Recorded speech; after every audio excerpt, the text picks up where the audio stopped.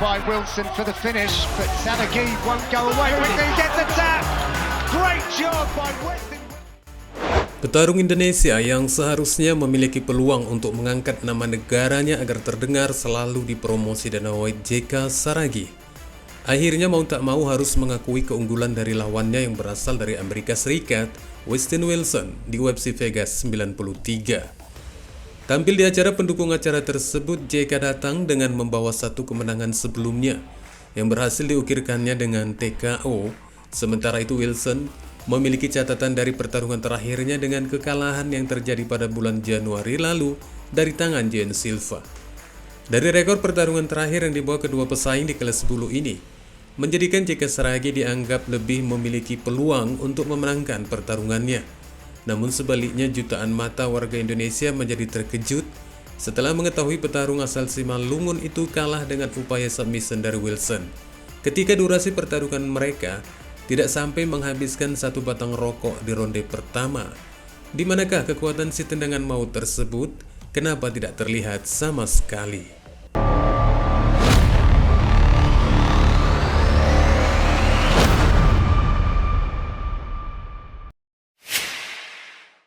Kedua pesaing di kelas bulu ini memiliki perbedaan ukuran tinggi yang luar biasa.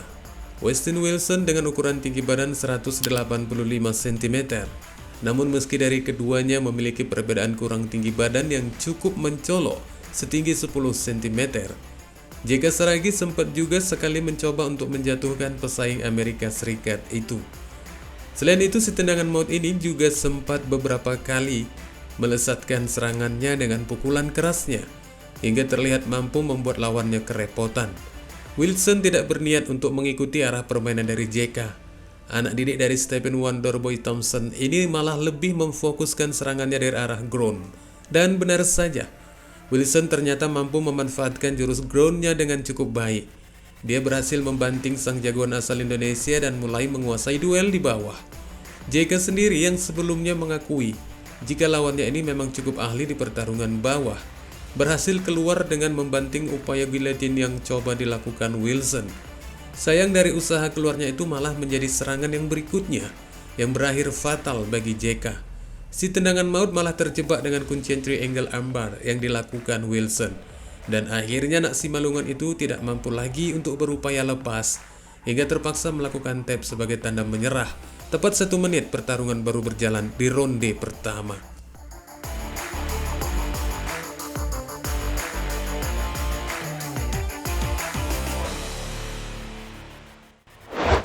Kesalahan ini merupakan kegagalan yang kedua kalinya bagi JK di UFC setelah sebelumnya juga pernah dikalahkan dengan TKO oleh pesaing asal India Anshul Jubli di Road to UFC. Dengan rekor terbaru UFC 1-2, JK Saragi mau tidak mau harus kembali memperbaiki catatan karir oktagonnya di saat di waktu yang akan datang nanti menerima satu pertarungan lagi.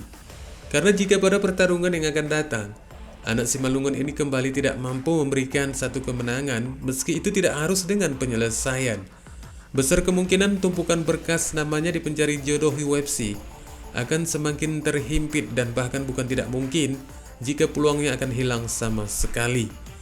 Dengan usianya yang masih memungkinkan sekali untuk lebih meningkatkan performa UFC-nya, JK kelihatannya harus lebih menguasai bentuk permainan ground dan bukannya hanya semata berdiri sebagai seorang striker. Pertarungannya dengan Wilson cukup membuktikan bahwa kemampuan ground dari JK Saragi masih jauh dari kata mampu. Hal itu terbuktikan ketika si tendangan maut berhasil keluar dari upaya guillotine lawannya. Namun disebabkan kurang kemahirannya bagaimana keluar dari perangkap guillotine dengan baik, akhirnya malah berbalik. JK pun malah menjadi semakin tercepit dengan bentuk upaya kuncian lainnya. Jika saja bagi JK Saragi memiliki kemampuan yang cakap dalam bentuk permainan ground, paling tidak pesaing asal Indonesia itu bisa memenangkan pertarungannya dengan keputusan mayoritas. Jalan untuk kembali berupaya membuktikan bahwa anak Indonesia memiliki kemampuan berjibaku di arena MMA terbaik dunia itu masih terbuka lebar. Jadi kembalilah dengan semangat juangmu. Jangan jadikan kekalahan ini sebagai rasa takutmu yang luar biasa, tapi jadikan sebagai semangatmu untuk membalaskannya kepada lawan yang berikutnya.